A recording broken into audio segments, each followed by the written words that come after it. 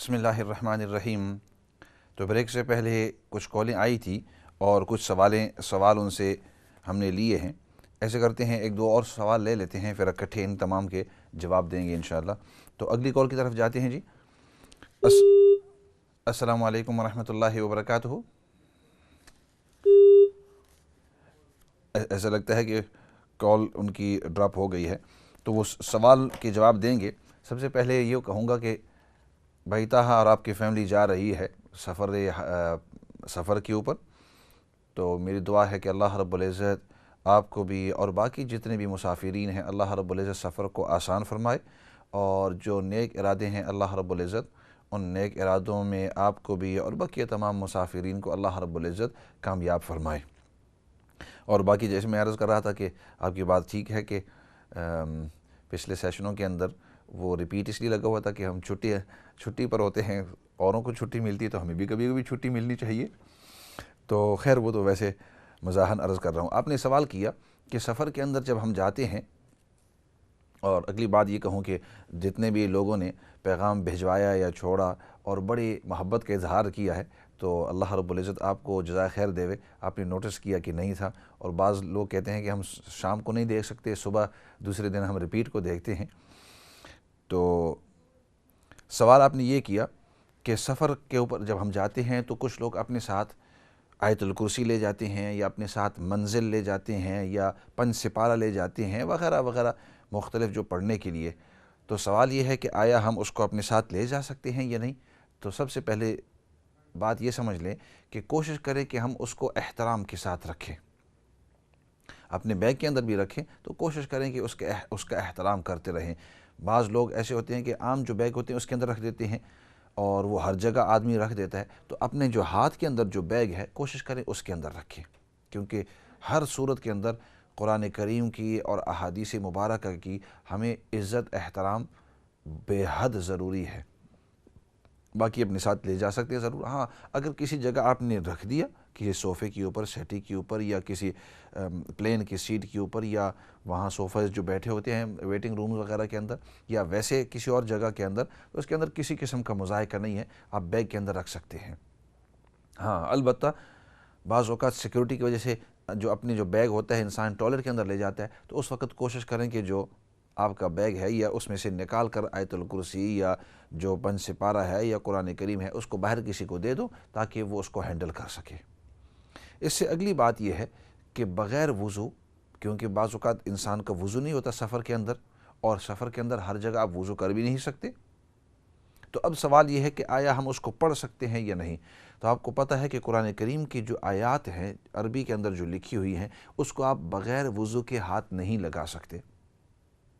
ہاں البتہ اگر آپ کو زبانی کوئی قرآن کریم کی آیات یاد ہیں اور زبانی طور پر آپ حافظے سے اگر آپ پڑھنا چاہتے ہیں، دیٹس پرفیکٹلی فائن، آپ کر سکتے ہیں۔ البتہ وہ جو قرآن کریم کی آیات یا آیت الکرسی آپ اٹھاتے ہیں اور اس کے اندر صرف اور صرف قرآنی آیات ہیں، تو آپ اس کو بغیر وضو کے ہاتھ نہیں لگا سکتے۔ ہاں البتہ اگر وہ قرآن کریم کا ترجمہ ہے، یہ اگلی بات جو ہے ذرا غور سے سنیں، اگر البتہ وہ قرآن کریم کا ترجمہ ہے، یا یہ کہ وہ آپ کے پاس جو منزل ہے جس میں قرآن کریم کی آیات لکھی ہوئی ہیں لیکن اس کے ساتھ اردو کا ترجمہ بھی ہے، تو اس وقت ہم یہ دیکھیں گے کہ اگر اردو زیادہ ہے عربی سے،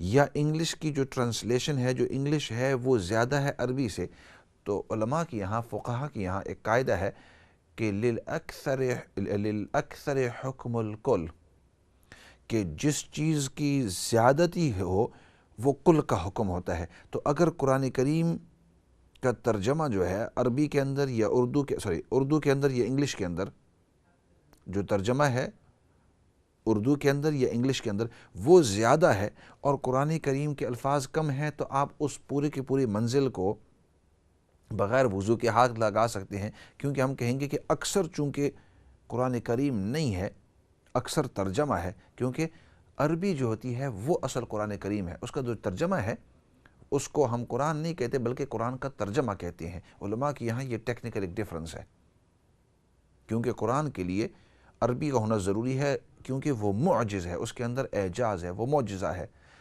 जो तर्जमा है वो मोजिज़ा नहीं है। तो इसलिए जो कुरान करीम का तर्जमा है, अगर वो उर्दू के अंदर है या इंग्लिश के अंदर है, तो हम कहेंगे कि ये कुरान करीम का तर्जमा है, और तर्जमे को बग़ैर वज़ू के हाथ लगा सकते हैं। तो अगर ज़्यादा तर्जमा है उसके अंदर और कुरान करीम की जो आयात हैं वो कम हैं, तो हम कहेंगे कि ये पूरा का पूरा ये अक्सर यानी कुरान करीम के तर्जमे के हुक्म में है, तो हम यूँ समझेंगे कि पूरा का पूरा तर्जमा है, लिहाजा उसको आप बग़ैर वज़ू के हाथ लगा सकते हैं। लेकिन उसके अंदर भी आप ये करेंगे कि जब आप हाथ लगाते हैं तो जो अरबी की आयत है वहाँ से ना पकड़ो, बल्कि जो इंग्लिश या उर्दू का तर्जमा है वहाँ से पकड़ लो। ये तो उस सूरत के अंदर कि अगर उसके अंदर तर्जमा हो या उसके अंदर कुछ तफसीर हो या उसके अंदर अहादीस मुबारक की कोई इस तरह तफासिर। हाँ, अलबत्ता अगर सिर्फ़ और सिर्फ कुरान करीम की आयत हैं तो उसके लिए उसको छूने के लिए आपको वज़ू की ज़रूरत है।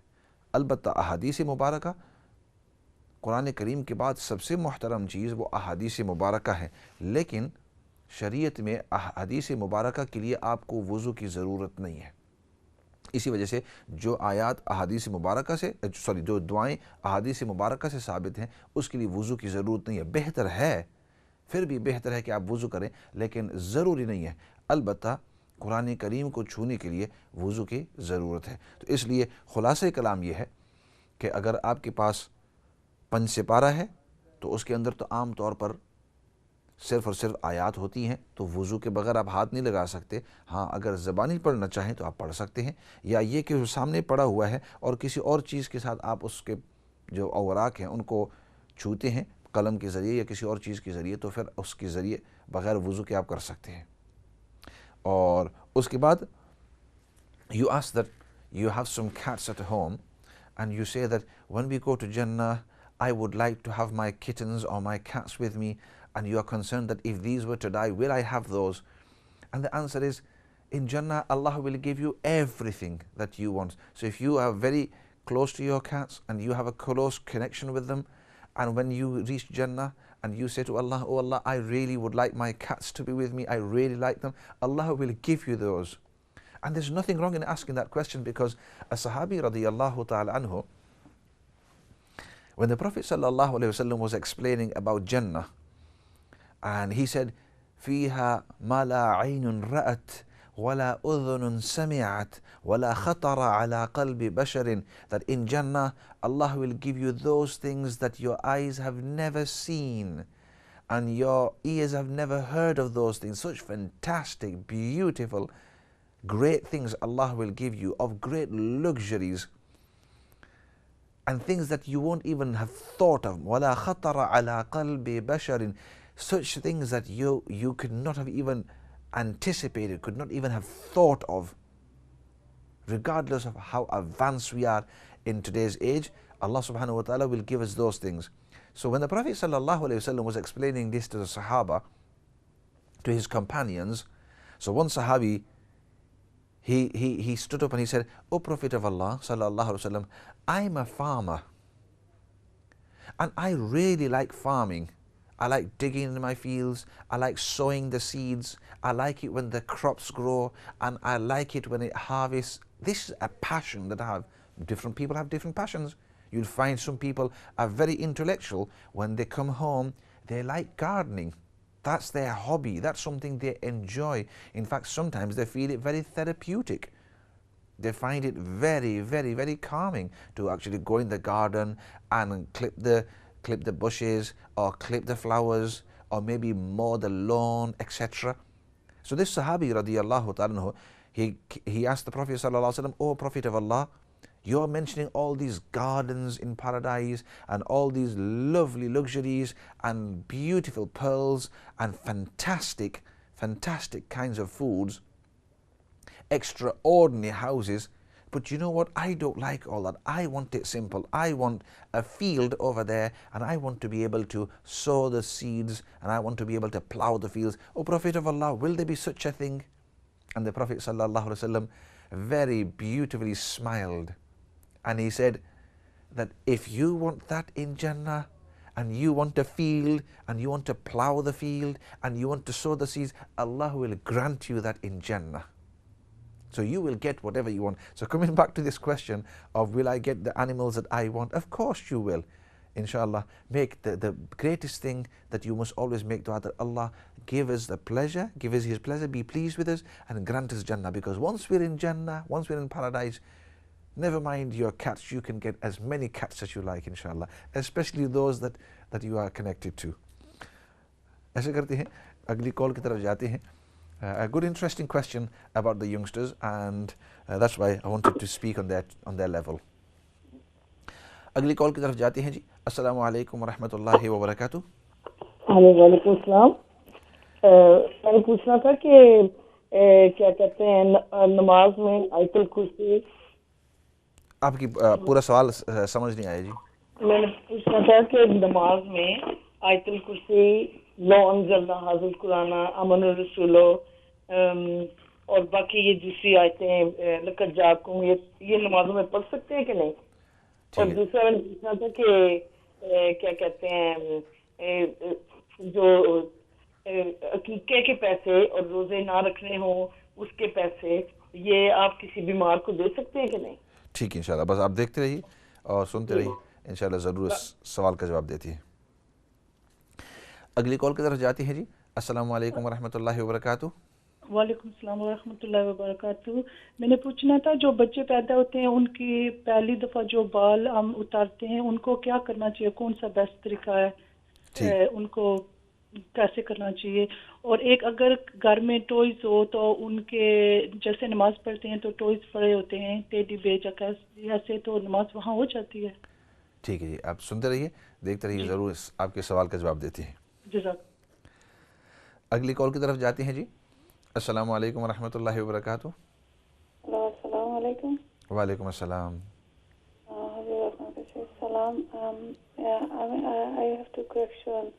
میں نے نا ایک سپنا دیکھا ہے، میں نے بہت تکلیف سے آج کل گزر رہا ہوں. ایک سپنا ہے ایسا، میں کل رات دیکھا ہے سپنا، جو میں باس میں چل رہا تھا، میرا سارا کچھ موبائل میں سب بینک کارڈ ایوری تھنگ تھا، سب میں لاسٹ کر دیا. تو میں رو کے میں پتہ نہیں کون سا اسٹیشن میں بس اسٹاپ میں اتر گیا. میں نے ابھی میں نہیں جان پا رہا تھا، میں رو کے پوچھ رہا تھا میں کیسے جاؤں، کہاں جاؤں. اس طرح میں نے پوچھ رہا تھا لوگوں کو جو میں کون سا بس پکڑنا ہے، کون سا کہاں جانا ہے. میں سب کچھ میں نے لاسٹ نہیں، کسی نے لے گیا. میں نے ایسے دیکھ رہا تھا، جو میں سو گیا تھا اور میرا سارا سب کچھ چوری ہو گیا. جب میں نے جاگ ہوا تو سارا میں نے دیکھا ہے. میں نے دوسرے بعد میں دیکھا، میں نے بس اسٹاپ میں نے پے کرنا تھا تو بس ڈرائیور نے بول رہا، میں رو کے بول رہا میرے پاس کچھ نہیں، سارا سب کچھ لے گیا. اس طرح کچھ میں نے دیکھا ہے. تو میں آج کل میں میرے بیٹی کے لیے بہت پریشان ہوں. ان کا تھوڑا سا ہسبینڈ کے ساتھ جھگڑا ہو رہا ہے. اس نے اس کو ڈیورس دے دیا.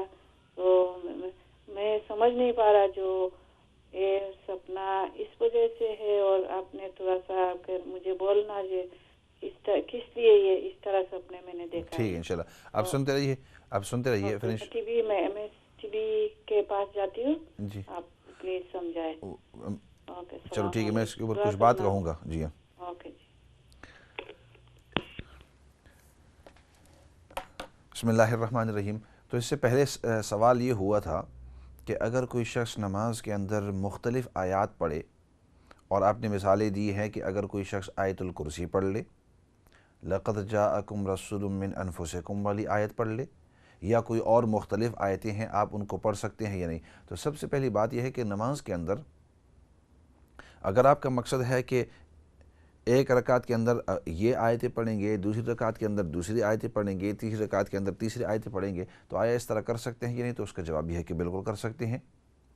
اگلا سوال کہ اگر آپ ان سب آیتوں کو اکٹھا پڑھنا چاہتے ہیں تو اس طرح کر سکتے ہیں یا نہیں؟ اس کا جواب یہ بالکل آپ کر سکتے ہیں، اس کے اندر کسی قسم کا مذائقہ نہیں ہے، خاصتاً اگر نوافل ہوں تو اس کے اندر تو کسی قسم کی ممانعت نہیں ہے۔ ہاں البتہ اتنی یاد رکھیں کہ کوشش کریں کہ ترتیب اس انداز کے اندر پڑھیں کہ قرآن کریم کو آگے کی طرف جاتے رہیں، آپ واپس نہ آئیں۔ مثال اس کی کہ اس طرح نہ ہو کہ پہلی رکعت میں آپ 10ویں پارے سے کوئی چیز تلاوت کر لیں اور پھر دوسری رکعت کے اندر آپ 5ویں یا تیسرے یا چوتھے سے آپ پڑھ لیں، یعنی ریورس گیئر کے اندر واپسی نہیں جانا ہے بلکہ آگے آگے جانے کیا ہے قرآن کریم کے اندر۔ تو جو بھی آیت پڑھنا چاہتے ہیں آپ پڑھ سکتے ہیں، اور کچھ لوگ اس طرح کرتے ہیں کہ قرآن کریم کی کچھ آیات وہ حفظ کر لیتے ہیں اور پھر جب نماز پڑھتے ہیں تو اس وقت اس نماز کے اندر وہ قرآن کریم کی آیاتیں جو انہیں حفظ کی تھی وہ اب پڑھ لیتے ہیں۔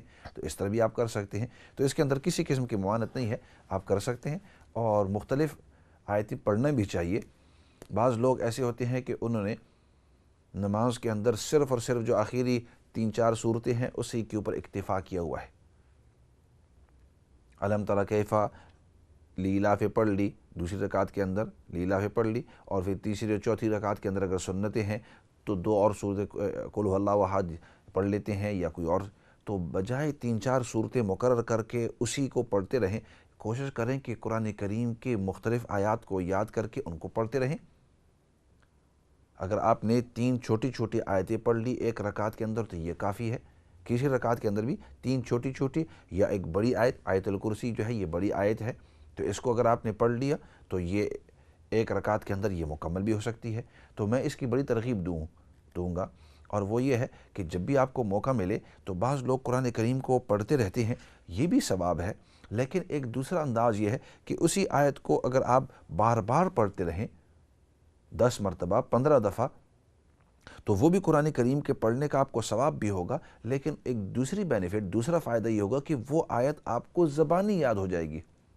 تو اسی آیت کو ایک سطر آپ لے لیں اور اسی سطر کو شروع سے لے کر آخر تک یا آدھی سطر کو 10 مرتبہ پڑھ لیں، دوسری سطر کو 10 مرتبہ پڑھ لیں، اور ایک وقت آئے گا وہ دونوں زبانی آپ کو یاد ہو جائے گی، اور اس طریقے سے پوری آیت کو یاد کر لیں اور اگلی نماز کے اندر پھر اس آیت کو تلاوت کر لیں۔ اگر بھول جائیں کوئی بات نہیں، آیت کے اندر کوئی غلطی ہو جائے تو آدمی اس آیت کو چھوڑ کر جو آسان صورتیں ہیں ان کو دوبارہ پڑھ لیتا ہے، ان کو پڑھ کر اور نماز اس طرح مکمل کر لیں۔ لیکن اس طریقے سے اپنی عادت کو ڈالو تاکہ وقتاً فوقتاً آپ جب ایک دو آیتیں یاد کرتے ایک وقت آتا ہے کہ انسان کو قرآن کریم کا بہت سارا حصہ یاد ہو جاتا ہے۔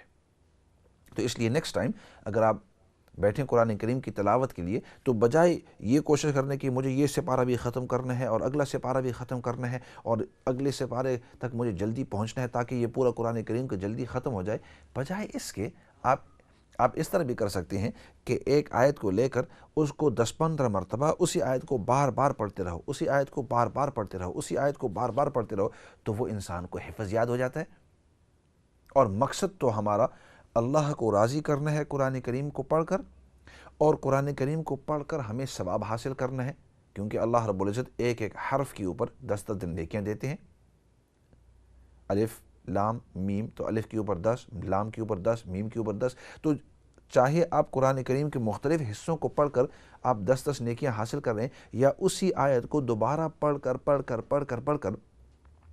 آپ کو قرآن کریم کا پھر بھی وہی ثواب ملتا رہے گا۔ تو اس سے اللہ کی رضامندی جو مقصد ہے وہ بھی حاصل ہو جائے، اور قرآن کریم کے اوپر جو ہمیں ثواب ملتا ہے وہ بھی حاصل ہو جاتا ہے، اور تیسرا فائدہ یہ ہوتا ہے کہ آپ کو وہ آیت زبانی یاد ہو جاتی ہے۔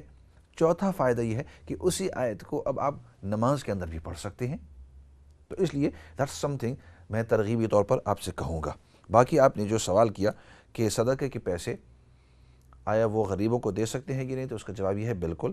اسی طرح روزوں کے جو روزے نہیں رکھ سکتا اور آئندہ بھی مستقبل میں بھی نہیں رکھ سکتا، اور اس نے اب روزے کے جو کفارہ ہے وہ دے دیا ہے، پیسے جو ہیں، تو وہ بھی غرباء فقراء کو ہی دے سکتے ہیں۔ اس کے بعد آپ نے یہ پوچھا کہ بچوں کے جو سب سے پہلے بال ہوتے ہیں اس کے ساتھ کیا کرنا چاہیے۔ تو بھائی جیسے عام بال ہوتے ہیں، وہ عام طور پر یہ جو بابر حضرات ہوتے ہیں، نائی وغیرہ ہوتے ہیں، وہ ان بالوں کو اکٹھا کر کے ان کو ڈسپوز کرتے ہیں، تو اس طرح آپ ان کو ڈسٹ بن کے اندر یا جہاں بھی ہیں ڈسپوز کر سکتے ہیں۔ یہ واقعی کتابوں میں لکھا ہے کہ ان کو دفن کر دے، ناخن اور بالوں کو دفن کر دیں. لیکن وہ اس وجہ سے پہلے زمانے میں کہا جاتا تھا کہ اس زمانے میں ہمارے یہاں جیسے یہ dustbin system, litter system, یہ اس زمانے میں تھا نہیں. تو اب اگر کوئی بھی بال کاٹ لے اور زمین پر پھینک دے ناخن کاٹ کر، تو اس سے اگلوں کو تکلیف ہوتی ہے. تو بجائے اس کے اس کو اس طرح کر کتابوں میں لکھا تھا، اور ادب کا تقاضا یہ تھا کہ اس کو دفن کر دے تاکہ لوگوں کے سامنے بال ارد گرد ہوا کے ذریعے اور ان کے کھانے کے اندر اور ہر جگہ وہ ارد گرد ہوں نہیں. تو اس لیے یہ حکم تھا. لیکن آج کل چونکہ ہمارے پاس فیسلٹیز ہیں، ناخن کو اسی طرح بال کو ڈسپوز کرنے کے اپنے ڈسٹ بنوں کے اندر آپ پھینک سکتے ہیں، تو اس کے اندر کسی قسم کی ممانعت نہیں ہے. یو کین تھرو دم اوے، اور ڈسٹ بن کے اندر آپ پھینک سکتے ہیں.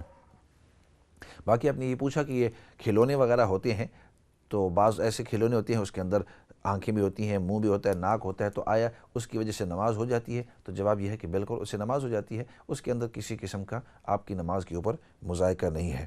اور اس کے بعد آپ نے پوچھا کہ آپ کا جو خواب ہے، تو میں آپ سے بھی یہ عرض کروں گا، اور اس سے پہلے بھی میں نے عرض کیا کہ کوشش کریں کہ جو خوابوں کا پروگرام ہم نے رکھا ہوا ہے وینسڈے اور تھرسڈے، اس کے اندر ہمارے ساتھی آتے ہیں مفتی صاحب، اور وہ ان کا پروگرام ہی خوابوں کی تعبیر ہوتی ہے. میں کوشش کرتا ہوں کہ 2-3 چیزیں، خوابوں کی تعبیر اور جو نام ہے، اس سلسلے کو نہ رکھیں، بلکہ مسئلے مسائل، حالات حاضرہ، ایڈوائس، نصیحت وغیرہ، یہ ان چیزوں کے اوپر، اصلاحی باتوں کے اوپر. کیونکہ اگر اس کی طرف جائیں گے تو یہ تمام کا تمام جو ہے وہ ٹاپک وہ رہ جاتا ہے. تو ہمارے جو ساتھی ہیں مفتی صاحب، وہ دوسرے دنوں کے اندر آتے ہیں، وینسڈے تھرسڈے، اس دن کے اندر آپ فون کر کے اپنی خواب کی تعبیر آپ ان سے پوچھ سکتے ہیں. اسی کے ساتھ اب پروگرام کے اختتام تک کو پہنچے ہیں. جو ٹاپک تھی شکر ادا کرنا اور اس کا انداز کیا ہے، تو انشاءاللہ اگلے پروگرام کے اندر اس کو مکمل کریں گے، اور کس انداز میں شکر کرنا چاہیے اور کس طریقے سے کرنا چاہیے، اور نبی پاک صلی اللہ علیہ وسلم نے ہمیں اس کے بارے میں کیا کیا سکھایا تھا. انشاءاللہ اگلے پروگرام تک اس کو چھوڑتے ہیں. فی الحال دعا کے ساتھ اپنے اس پروگرام کو مکمل کرتے ہیں.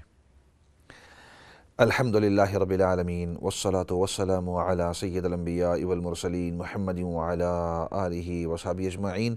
ربنا ظلمنا انفسنا وان لم تغفر لنا وترحمنا لنکونن من الخاسرین. اللہم ربنا اغفر لنا ولاخواننا الذین سبقونا بالایمان ولا تجعل فی قلوبنا غلا للذین آمنوا ربنا انک رؤوف رحیم. یا رب العالمین، تو ہم سب کو دین کی صحیح سمجھ نصیب فرما، تو ہم سب کو دین پر استقامت نصیب فرما. یا رب العالمین، یا رب العالمین، نبی پاک صلی اللہ علیہ وسلم نے جتنی بھی خیر کی دعائیں مانگی ہیں، ان تمام خیر کی دعاؤں کے اندر تو ہم سب کو حصہ نصیب فرما. نبی پاک صلی اللہ علیہ وسلم نے جن چیزوں سے حفاظت اور پناہ مانگی ہے، یا اللہ ان تمام چیزوں سے تو ہم سب کو پناہ اور حفاظت نصیب فرما. یا اللہ، جتنے بھی مرحومین اس دنیا سے جا چکی ہیں ان سب کی بخشش اور مغفرت فرما. جتنے بھی بیمار ہیں سب بیماروں کو شفا نصیب فرما. جتنے بھی پریشان حال ہیں، جس قسم کی بھی پریشانی کے اندر ہیں، یا اللہ سب کے پریشانیوں کو دور فرما. اور یا اللہ سب سے بڑی بات وہ تیری رضامندی ہے. یا اللہ دنیا اور آخرت کے اندر تو ہم سب کو اپنی رضامندی نصیب فرما. جن جن لوگوں نے دعا کا کہا ہے یا لکھا ہے یا ان کو توقع ہے، یا اللہ ان کی بھی ہماری جتنی بھی جائز حاجات ہیں جو مصلحت کے موافق ہو اور جس میں تیری رضامندی ہو، یا رب العالمین اپنی قدرت کاملہ سے ان سب کو پورا فرما. یا رب العالمین جو مانگا ہے وہ بھی نصیب فرما، اور جو نہیں مانگا ہے اور مانگنا چاہیے تھا، یا اللہ اپنی قدرت کاملہ سے وہ بھی ہمیں نصیب فرما. سبحان ربک رب العزت عما یصفون وسلام علی المرسلین والحمد للہ رب العالمین برحمتک یا ارحم الراحمین.